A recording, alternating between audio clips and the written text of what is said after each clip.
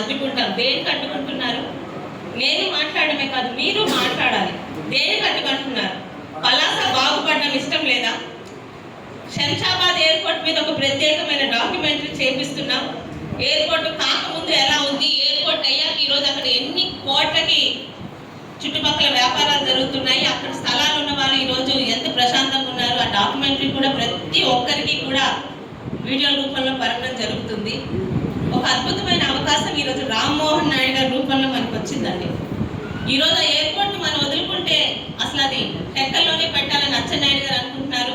మీ దగ్గర ఏదో కొంచెం ఇబ్బందిగా ఉంది కదా, మా ఇచ్చాపురంకి ఇస్తే మేము రెడీగా ఉన్నాం, ల్యాండ్స్తో సహా మా రైతులు కూడా మాకు సహకరిస్తున్నారు అని అశోక్ గారు కూడా రెడీగా ఉన్నారు. అవకాశం అనేది ఒక్కసారే వస్తుంది, దరిద్రం అనేది మాత్రం రోజు కలుపుకొడుతుందంట.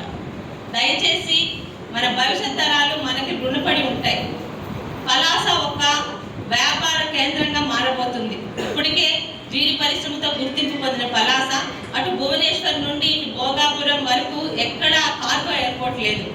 ఒక ఎయిర్పోర్ట్ వస్తే ఏమవుతుంది, చుట్టుపక్కల ధరలు పెరుగుతాయి. ఆ ధరలు ఎవరికి పెరుగుతాయి? అక్కడ ఉన్న గ్రామస్తులవే పెరుగుతాయి.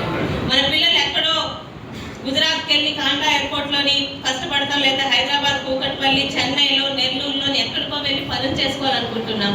మనం 10 మందికి రేపు ఉదయం 100 మందికి పనులు ఇచ్చే స్థాయిలో ఉంటాం. దయచేసి ఈ ఎయిర్పోర్ట్ అన్నది మీకో నాకో కాదు, పలాస తలరాతను తీర్చబోతుంది. గట్టిగా ప్రయత్నిస్తే ఈ 5 సంవత్సరాల్లో అక్కడ మనం పూర్తి చేసే అవసరం ఉంది.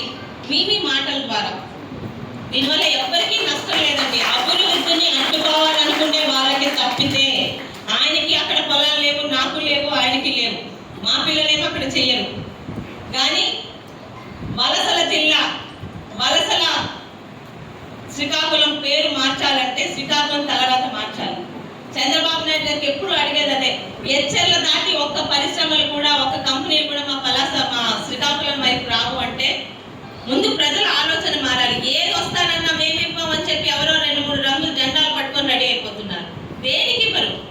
నిజంగా ఈ రోజు ఇక్కడ ఉత్తరాంధ్ర పరిరక్షణ సమితి అని ఎవరో మాట్లాడుతున్నారు. వాళ్ళు ఒకటే ప్రశ్న, 5 సంవత్సరాలు నల్లగొండలు కొండలన్నీ మింగేస్తుంటే ఎక్కడున్నారు ఈ పరిరక్షణ సంస్థలు?